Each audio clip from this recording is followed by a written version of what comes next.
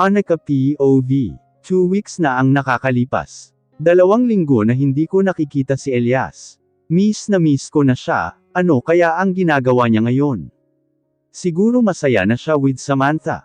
Nasa harapan ako ngayon ng kalendaryo, nakatanga habang tinitingnan ang bawat petsa. Nagtataka kasi ako hanggang ngayon hindi pa ako dinadatnan. Pero madalas naman sumakit ang puson ko, feeling ko naman dadatnan ako pero wala naman. Abala ako sa kakatitig ng petsa sa kalendaryo, nang biglang may kumatok sa labas ng pinto ng bahay. Sino naman kaya yung kumakatok na yan? Mabigat na hakbang ang ginamit ko, ang bigat ng pakiramdam ko ngayon, at init na init sa pakiramdam. Pagbukas ko ng pinto ay bumungad sa akin si Aling Tessa, ang may-ari ng bahay na aming tinutuluyan. Magandang umaga po Aling Tessa, nakangiting bati ko sa kanya. Magandang umaga din Anika, wika nito at sabay tingin sa kabuuan sa loob ng bahay.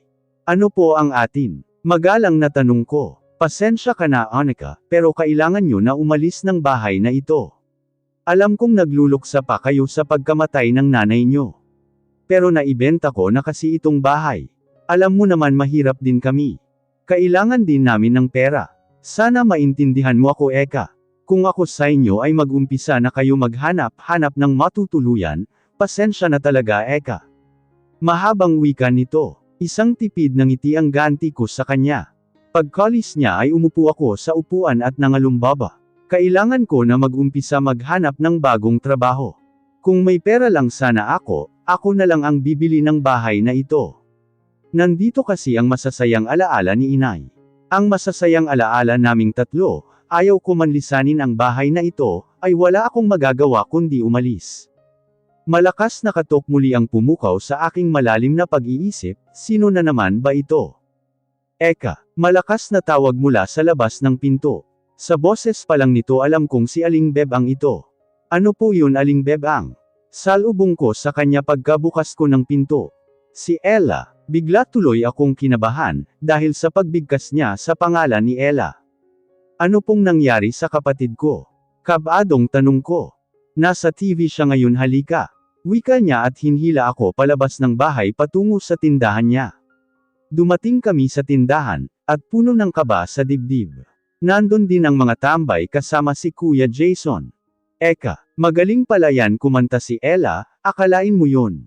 Hindi ako magtataka, sisikat ng husto iyang si Ella, hindi lang sa pagkakanta, kundi maging artista at model bagay sa kanya, wika ni Kuya Jason. Napatingin ako sa TV, kung nasaan ang aking kapatid. Lihim akong napangiti, at sa loob-loob ko masayang-masaya ako para sa kapatid ko. Ikaw Eka bakit kaya hindi ka na lang din mag-artista, napakaganda mo kaya, sexy ka at matangkad, pasado ka sa pagiging modelo. Dagdag pa ni Aling Bebang. Naku wala sa isip ko ho ang bagay na iyan, sapat na sa akin na makitang maabot ni Ella ang pangarap niya, wika ko. Ilang minuto pa ang nakalipas na pinapanood ko si Ella sa television, nang biglang mandilim ang aking paningin. Hindi ko na maliyan na natamba na ako, pero dahil maagap si Kuya Jason, ay nasalo niya ako. Rinig ko pa ang nag-aalalang boses ni Aling Bebang. Diyos ko na batang ito pinabayaan na yata ang sarili, dahil sa pagkawala ng kanilang ina. Turan ni Aling Bebang. Dalhin na natin siya sa hospital. Anas ni Kuya Jason at binuhat ako. Tuluyan naman pumikit ang talukap ng aking mata. Nagising ako sa ingay na naririnig ko sa aking paligid. Dahan-dahan ko minulat ang aking mata, tumambad sa akin ang puting kisame. Tumingin ako sa paligid ko, nasa isang maliit na kwarto ako. Nakita ko si Aling Bebang at Kuya Jason, na may kausap na isang lalaki. Ano, hindi nga marunong lamandi ang batang iyan. Paano siya nabuntis? Wala naman yang nobyo. Bigkas ni Aling Bebang. Agad akong napatingin sa lalaking doktor. Totoo po bang buntis po ako? Hindi makapaniwalang tanong ko. Yes you are 2 weeks pregnant. Wika ng doktor. Hindi ko mapigilan hindi makaramdam ng tuwa at maluha. Dahil sa saya magkakaanak na ako. Magkakaanak kami ni Elias. Magiging isang ina na rin ako. Kailangan ito malaman ni Elias. Baka sakaling pag nalaman niyang buntis ako, ay ako ang piliin niya. Agad akong bumangon sa hospital bed. Pupuntahan ko si Elias, siguradong matutuwa siya kapag nalaman niya ito.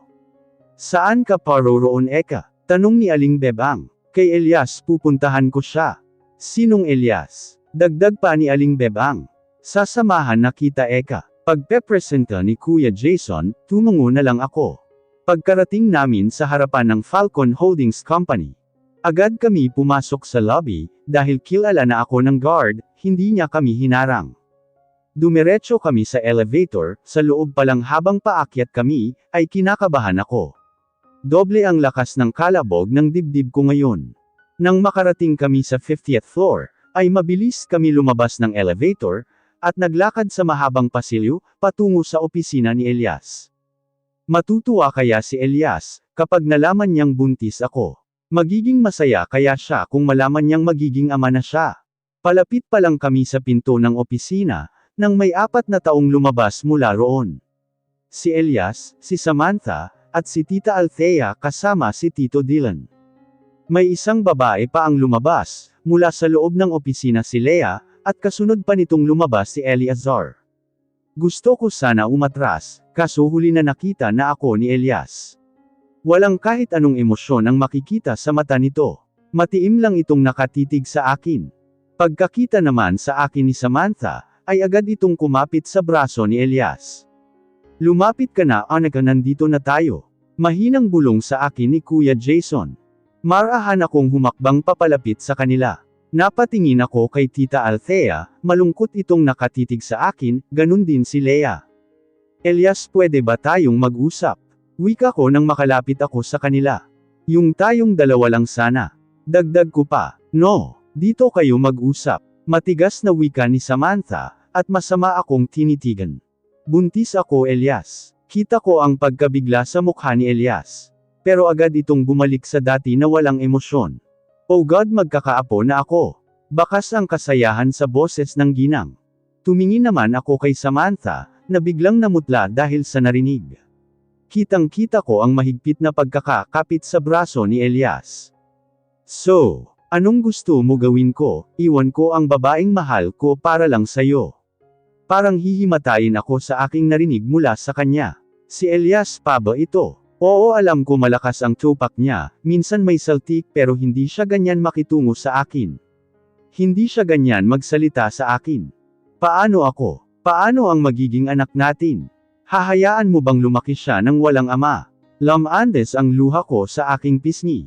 Tuloy-tuloy ito sa pag-agos, na parang batis na tuloy lang sa agos. Hindi ko mapigilan ang luha ko, nasasaktan ako ng sobra. Dahil sa mga sinabi ni Elias. Dahan-dahan akong lumuhad sa harapan ni Elias. Na ikinagulat niya pati ng lahat. Ate Annika, huwag kang lumuhad, hindi mo kailangan lumuhad sa harapan ni Kuya Elias. Please stand up. Naiiyak na wika ni Leah. Annika, tumayo ka riyan. Matigas na tura ni Kuya Jason. Pero ako ito parang walang naririnig, at nakaluhod pa rin. Bigla akong yamakap sa dalawang hita ni Elias at tumangala, habang patuloy pa rin sa pag-iyak. Elias, please. Bumalik ka na sa akin. Mahal na mahal kita, hindi ko kaya nawala ka. Please don't do this to me. Nagmamakaawa ako sa iyo para sa magiging anak natin, ako na lang. Ako na lang ang piliin mo. Kita ko ang pagdilim ng aura ng mukha ni Elias, habang ang kamao nito ay tiim na nakakuyom. Magpapakasal na ako Annika. At si Samantha ang mahal ko. Naiintindihan mo ba? Kaya tumayo ka riyan dahil wala din magagawa ang pagluhod mo. Dahil hindi kita mahal. Kahit minsan hindi kita minahal. Parang binagsakan ako ng maraming bomba, dahil sa sinabi niya. Yung puso ko parang tinusok ng ilang milyong karayom, dahil sa sobrang kirot nito. Umiling-iling ako at mas lalong humigpit ang pagkakayakap sa hita niya. No, I don't believe you. Alam ko mahal mo ako at nararamdaman ko iyon. Saad ko at umiyak ng umiyak. Mali iyang nararamdaman mo. Dahil ako wala kahit anong nararamdaman para sa iyo kahit katiting. Matigas na tura niya, at hinawakan ang magkabilang braso ko upang patayuin ako.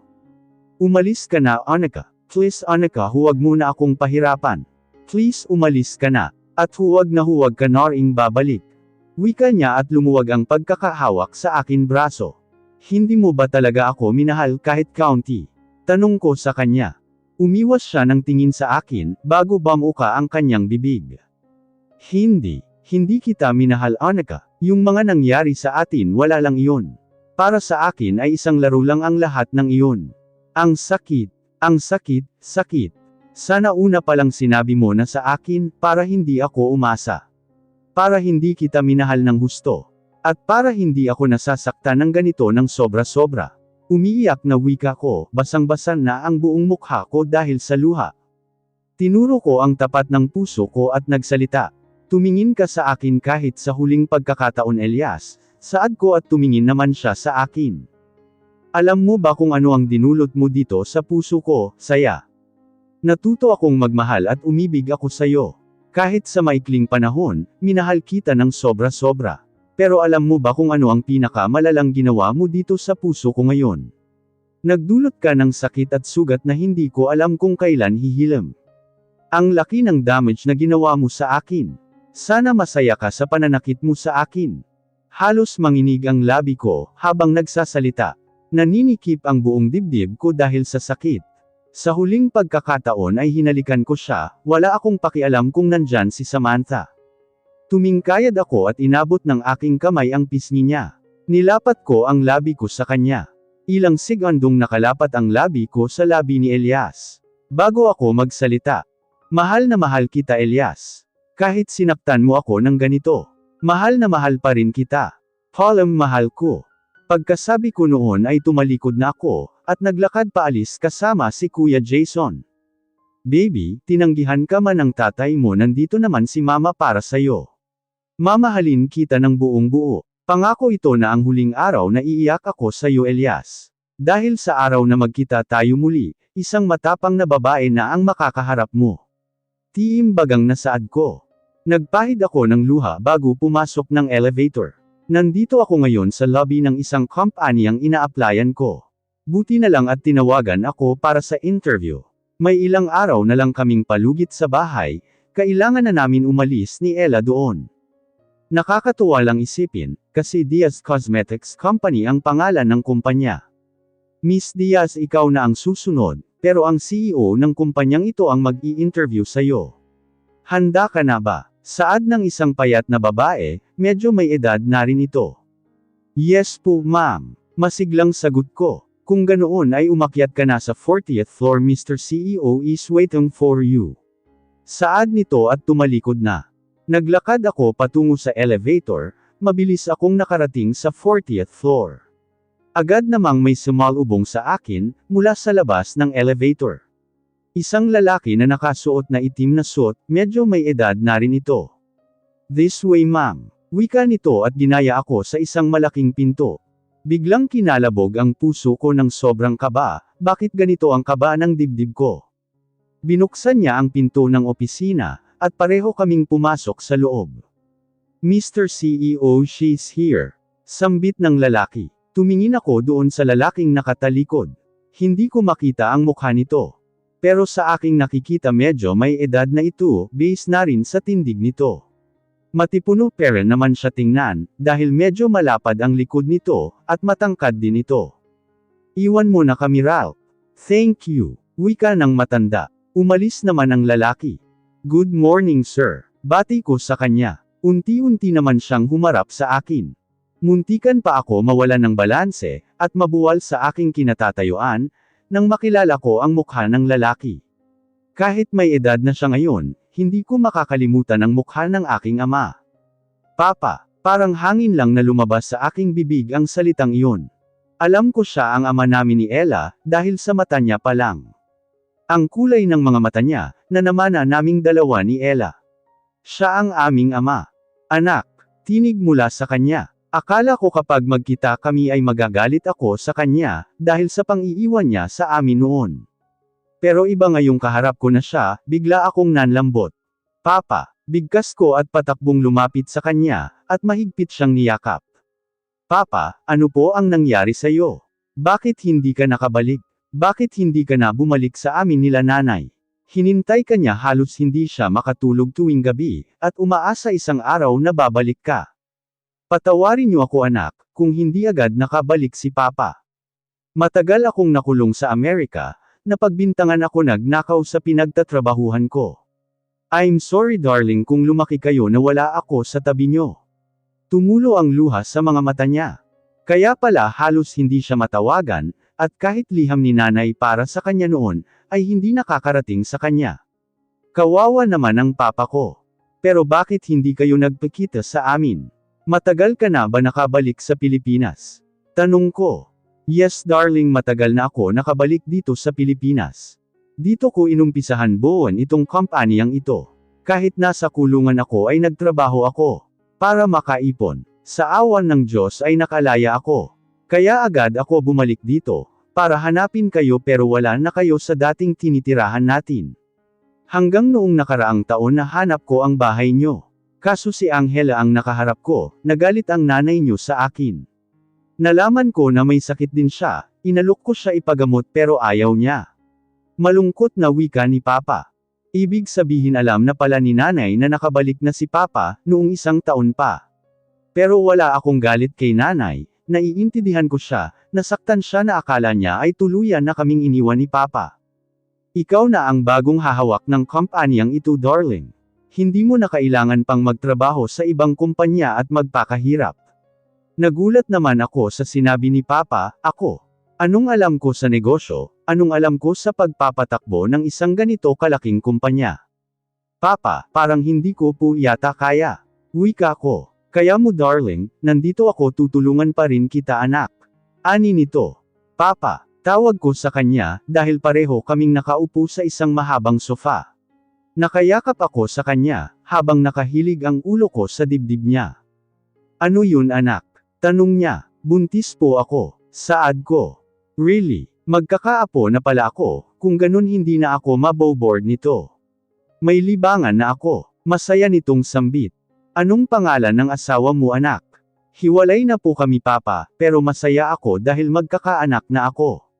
Turan ko ramdam ko ang mahigpit na yakap ni Papa sa akin. Tinawagan ko na si Ella na dito tumuloy, para makilala niya si Papa. Dahil hindi niya kasi talaga nakilala si Papa noon, kahit sa larawan ay hindi niya nakita ang tatay namin. Lahat kasi ng larawan ni Papa ay tinago ni nanay. Ilang buwan ang lumipas malaki na ang tiyan ko. Sa totoo lang ngayon ay kabuwanan ko na. Ayaw na nga ako paalisan ni Papa sa bahay, dahil baka daw maalangan ako sa daan. Doon na rin kami nakatira ngayon sa mansion ni Papa, dahil wala naman pala siyang ibang naging pamilya noong nahiwalay siya sa amin. Nandito kami ngayon sa mall, para bumili ng mga gamit para sa baby ko. Kasama ko si Dom at Ella, si Dom naman ay taga-bitbit ng mga pinamili ko. Si Ella naman ay panay tago sa likod ng PA niya, paano ba naman kasi dinudumog siya ng mga tao. Mabilis ang pagsikat ni Ella, lalo na nung manalo siya sa singing contest na sinalihan niya. Lalo pa siyang sumikat nang lumabas na siya sa television bilang artista. Isa din siyang sikat na model ngayon. Kainis naman nag-face mask at nag-cap na nga ako, pero nakilala pa rin nila ako. Angle ni Ella. Kasalanan mo iyan, masyado ka kasing sikat. Kaya huwag ka magreklamo dyan. Wika ni Dom at tumawa ng malakas. Kuya Dom naman, this is all your fault kaya. Saad ni Ella at sabay nguso. Buti nga ay may bodyguard na sumusunod sa amin. Kaya wala masyadong nakakalapit kay Ella. And why me? Maang tanong ni Dom kay Ella. Dahil pinagsigawan mo lang naman kanina ang pangalan ko. Kaya ayan tuloy dinudumog ako. Pati si Ate Eka nadamay pa. Nakulagot talaga tayo kay Papa, kapag napitpit ang apo niya sa tiyan ni Ate Eka. Mahina na lang akong natawa sa sinabi ni Ella. Napadaan kami sa isa pang botek na pulos pang bata ang nakadisplay.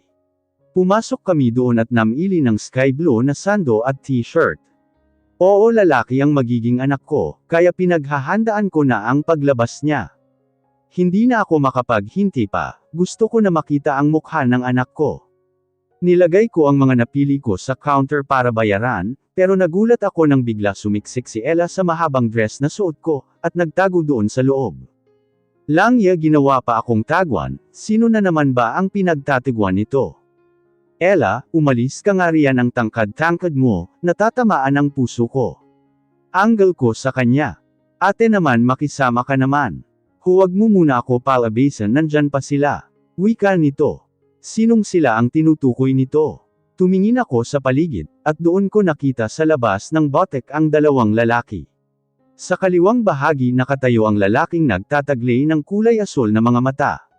Sa kanang bahagi naman si Felix, kung hindi ako nagkakamali. Mga ilang minuto pa ay umalis ang dalawa, na parehong may hinahanap.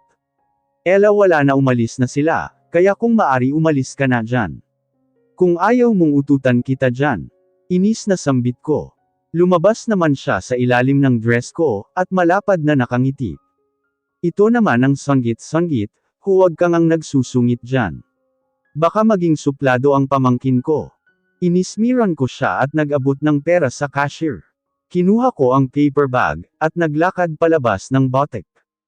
Aray, daing ko dahil parang sumasakit na ang tiyan ko. Agad naman ako dinaluhan ni Dom, at kita sa mata nitong nag-aalala ito. What's wrong? May pag-aalala sa boses nito. Masakit ang tiyan ko, at mas lalo pang sumasakit. Napahiyaw na ako dahil sa sakit. Ate, anong nangyari? Manganak na ako. Pasigaw na saad ko. Mangganganak ka na. OMG. Yes. Lalabas na ang pamangkin ko. At nagtatalon ito. Hinhila ko nga ang hibla ng buhok niya para kasi siyang syunga. Let's go. Sabay buhat sa akin ni Dom. Buti na lang at hindi ako nanaba kahit buntis ako, kaya hindi ako masyado mabigat. Mabilis ang lakad ang ginawa niya, samantalang si Ella at yung PA niya ang nagbitbit ng pinamili namin.